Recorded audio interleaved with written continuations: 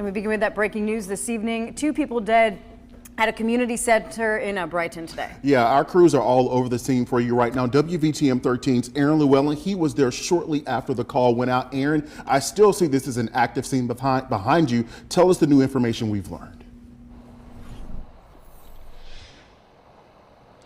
Yeah, we are still here at the scene. As you can see, like you said, behind me, it is still an active scene. Deputies are still here investigating, and there are also people from the community who are still out here as well. And so from what we've seen out here and from the people that we've talked to, we have been told by those community members that the 2 men who were shot and killed is one who was here at a repast for a funeral, and the other one was a local rapper who was here as well. And so those are the 2 identities that we've gotten from people here in the community right here, right now. And what we know is we want to get you to some scene video so we can tell you what led up to those shots being fired. So we are told by Henry Irby from the Jefferson County Sheriff's Office that this call came out at 2:18 earlier today, and there was reports of 2 people shot. And when deputies got here, they found 2 adult men who had been shot and killed. And right now there are no suspects who are in custody, and they don't have anyone who's a person of interest at this point either. Now, we did talk to Councilman Jerome McMullen earlier today, and he shared us this surveillance video, and this is something that you're only going to see on WVTM 13. As you can see on your screen, it looks what is the suspect who was running away from the scene of the shooting and getting into a car after those shots were fired. And we aren't going to show you those shots being fired for sensitivity purposes, but you can see what led up to that shooting on your screen as well. Now, again, no suspects are in custody right now, and we don't know what the motive is behind those shots being fired either. Now, we do have team coverage once again, so we have WVTM 13's Emma Owen, who was also here at the scene as well. Emma, you talked to the actual councilman. What do you have to say about this shooting?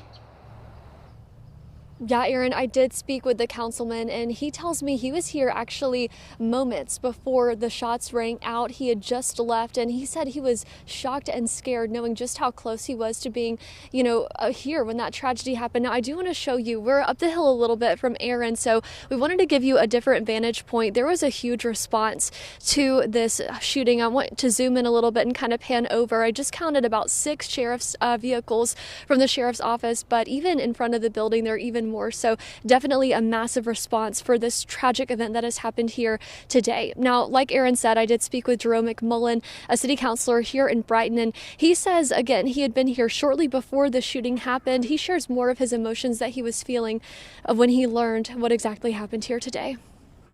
Sadness, I couldn't believe that a shooting took place at a repast, and so I was anxious to get up here to see what was going on, and sadly to see, it was 2 bodies laying out in the front.